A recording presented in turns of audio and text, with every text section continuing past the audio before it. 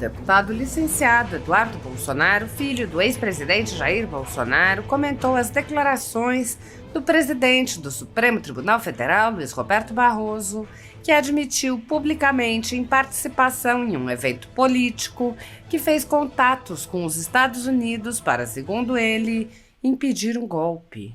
Eduardo disse: "Por que isso aqui é grave? Há um ministro no Supremo Tribunal Brasileiro pedindo uma intervenção norte-americana na eleição nacional. Na verdade, eles criaram essa narrativa de democracia, golpe, instituições, etc., mas todo mundo viu que foi uma tática utilizada para tirar uma pessoa da cadeia e botá-la na presidência da República." O deputado lembrou a intensa censura que foi feita aos conservadores na eleição e disse: "Eu estou falando disso aqui para mostrar que o Alexandre de Moraes e o seu grupo, eles não são corajosos. Eles tinham o respaldo dos Estados Unidos, que é a maior potência militar e econômica do mundo." Eduardo Bolsonaro ponderou que com a chegada do governo Trump, a situação está mudando, a começar com o corte do financiamento que era feito através da USAID com uma série de ONGs. Ele disse: "Hoje em dia, com a administração Trump, esse aparato estatal todo ruiu." O deputado lembrou que o ex-diretor do Departamento de Estado, fundador da Fundação pela Liberdade Online, Mike Pence, vai depor na Comissão de Relações Exteriores da Câmara dos Deputados e deve apresentar mais dados. O deputado afirmou que a divulgação dos dados da atuação do governo americano causa um constrangimento para os parlamentares e para o governo daquele país e disse: "Tenho muita esperança que em breve a gente vai ter boas notícias." Muitos jornalistas e veículos conservadores vêm sendo implacavelmente perseguidos, como é o caso da Folha Política. Nossa sede, nossa residência foi invadida e todos os nossos equipamentos foram apreendidos a mando do ministro Alexandre de Moraes. À época, o jornalista Alexandre Garcia assinalou que algo semelhante só havia ocorrido na ditadura Vargas, não havendo qualquer exemplo parecido durante o tão falado regime militar. Mesmo em ditaduras consolidadas, não é comum que se apreendam todos os equipamentos, em claríssima violação a tratados internacionais, como o Pacto de São José da Costa Rica. Posteriormente, a Folha Política foi alvo do ministro Luiz Felipe Salomão, que ordenou o confisco da renda de diversas pessoas, sites e canais conservadores para impedi-los de exercer suas atividades. Mais de 20 meses da renda dos veículos e comunicadores afetados seguem confiscados, enquanto o inquérito vai sendo transmitido de relator em relator. Outros jornalistas e comunicadores foram presos sob alegações como a de sair do país sem saber que estavam sendo investigados. Um deles perdeu o movimento das pernas em um estranho acidente na cadeia enquanto estava preso por crime de opinião. Ao conseguir refúgio em outro país, viu sua família ter suas contas bloqueadas para que não pudessem receber doações de pessoas que se sensibilizam com a situação de seus filhos. Vários pedem há anos que apenas devolvam seus equipamentos eletrônicos, inclusive com as memórias de entes queridos e da própria família. Outros buscaram refúgio em outros países e são considerados foragidos e são alvo de campanhas de difamação pela velha imprensa. As medidas arbitrárias impostas aos jornalistas e comunicadores conservadores, por suas características processuais, violam diversos artigos da Constituição e também de tratados como a Declaração Universal de Direitos Humanos e o Pacto de São José da Costa Rica, que protegem a liberdade de expressão e vedam tribunais de exceção. Os exemplos são muitos e a perseguição não cessa. Casas invadidas, redes bloqueadas, censura, bloqueio de contas sem confisco de bens, cancelamento de passaporte, proibição de contato, entre outras. Nos inquéritos políticos conduzidos em cortes superiores, Basta que parlamentares de extrema esquerda apresentem relatórios ou reportagens produzidos por pessoas suspeitas e interessadas, acompanhados de listas de pessoas a serem perseguidas, para que essas pessoas sejam privadas de direitos fundamentais. Se você apoia o trabalho da Folha Política e pode nos ajudar a continuar nosso trabalho, doe qualquer valor à empresa Raposo Fernandes através do Pix, usando o QR Code que está visível na tela ou com o código ajude@folhapolitica.org. Se preferir transferência ou depósito, a conta da empresa Raposo Fernandes está disponível na descrição deste vídeo e no comentário fixado no topo. Há mais de 10 anos, a Folha Política vem mostrando os eventos da política brasileira e dando voz a pessoas que o cartel midiático quer manter invisíveis. Pix ajude@folhapolitica.org. Assista. E mais recentemente tivemos um decisivo apoio dos Estados Unidos à institucionalidade e à democracia brasileira em momentos de sobressalto. Eu mesmo, como presidente do Tribunal Superior Eleitoral, estive como encarregado de negócios americanos. Tive muitas vezes, mas em 3 vezes eu pedi declarações dos Estados Unidos de apoio à democracia brasileira, uma delas do próprio Departamento de Estado, e acho que isso teve algum papel, porque os militares brasileiros não gostam de se indispor com os Estados Unidos, porque é aqui que obtêm os seus cursos e os seus equipamentos. Já basta já. Por que isso aqui é grave?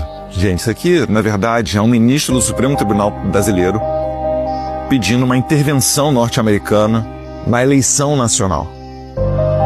Na verdade, eles criaram essa narrativa de democracia, golpe, instituições e etc. Mas todo mundo viu que foi uma tática utilizada para tirar uma pessoa da cadeia e botá-la na presidência da República. Durante o período eleitoral, a gente não conseguiu sequer falar que o Lula é amigo do Maduro. Até isso, nós fomos obrigados a deletar das nossas redes sociais, baixo, a ameaça de fortes multas.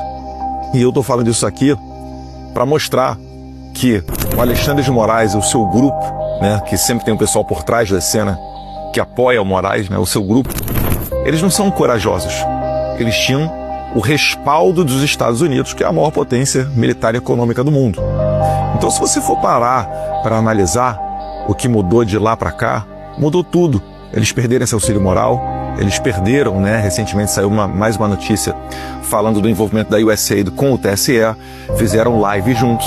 Isso daí fora a estratégia também de você pulverizar o dinheiro da USAID em várias ONGs e pequenos outros grupos, o que dificulta a investigação, dificulta o rastreamento, torna os valores de menor importância, mas ainda assim o efeito é como o de várias formigas indo atacar algum corpo estranho dentro do formigueiro. Esse corpo estranho dentro do estabelecimento brasileiro é o Jair Bolsonaro, a pessoa que lutava pelo interesse dos brasileiros. Então isso tudo mostra como é que o inimigo se comporta. E mais ainda, o que o Barroso está falando, de que os militares foram impactados pelas declarações do State Department dos Estados Unidos, porque é nos Estados Unidos que eles conseguem os seus cursos e os seus equipamentos. Isso daí não é novidade para ninguém.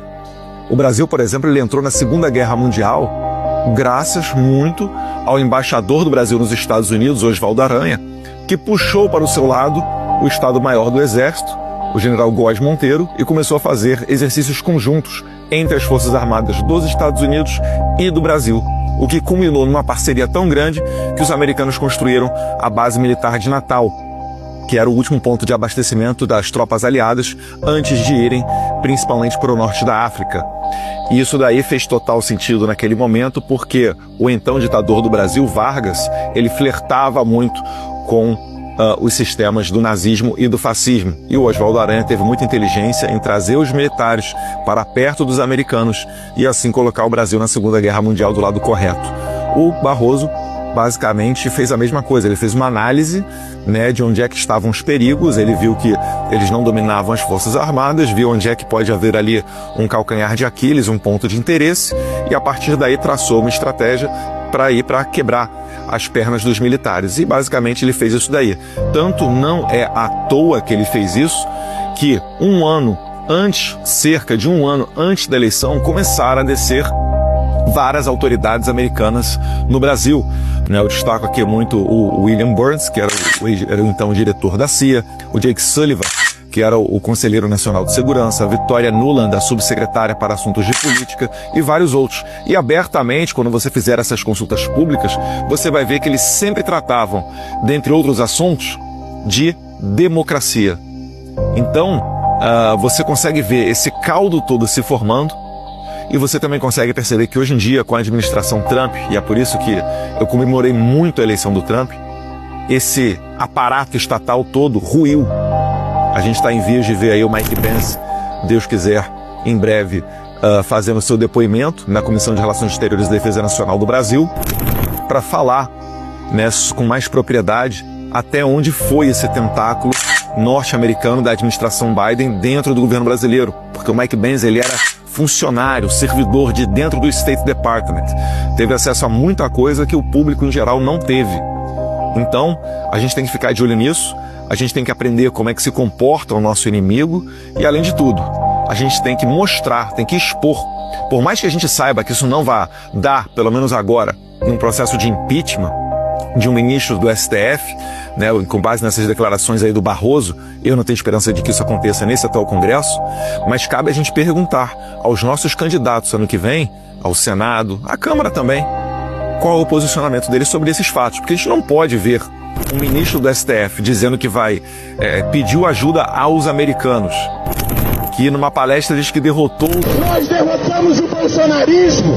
Fazer isso tudo que eles fazem e depois virem para cima do deputado federal mais votado da história e querer pegar o meu passaporte embasado nas, entre aspas, acusações da dupla debilóide do PT, né, o Rogério Correia e o Lindbergh Farias, que depois confessaram que o Alexandre de Moraes pegaria o meu passaporte de qualquer maneira, mas entender como legítimo deputados do PT pedindo para pegar o meu passaporte sob o argumento de que eu estava indo muito aos Estados Unidos.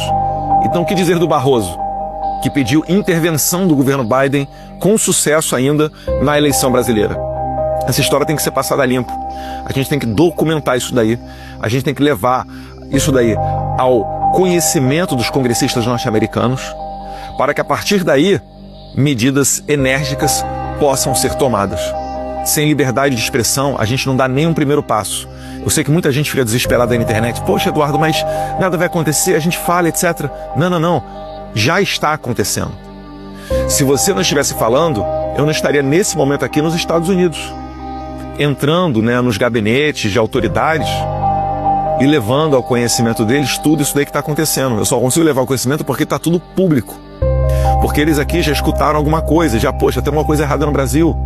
E eu me arrisco a dizer que hoje em dia, pelo menos as autoridades com que a gente se encontra, já estão tão cientes do que aconteceu no Brasil quanto nós. E existe um constrangimento, né, ainda que não tenha sido durante a gestão deles, foi na gestão anterior do Biden, existe o constrangimento aqui nos Estados Unidos deles terem contribuído de alguma maneira enquanto país para regimes como o regime atual brasileiro. Então pode ter certeza que você que tuita, você que me segue, você que expõe, mesmo sabendo dos riscos que isso implica, você está sendo um daqueles corajosos que está ajudando a escrever a história do lado correto. Não existe sucesso sem sacrifício. Então podem contar comigo, nós somos aqui a ponta de lança, não estou sozinho, tem mais gente junto comigo, né? Quase sempre o Paulo Figueiredo está aqui na Casa Branca, no Congresso, correndo para lá, correndo para cá.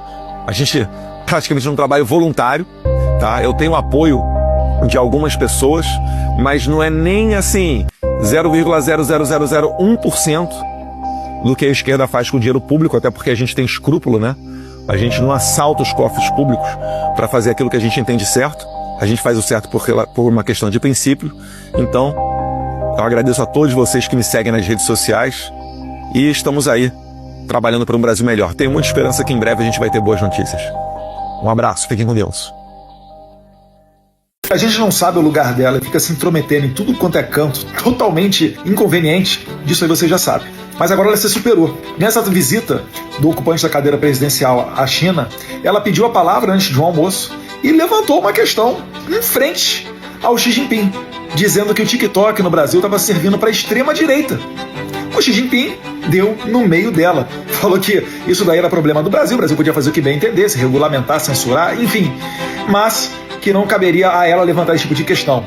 No entanto, olha como que o Lula se supera e tenta criar aquilo que ele chama de narrativa, mas na minha terra chama-se mentira, para tentar vender para a população de que não foi bem isso que ocorreu.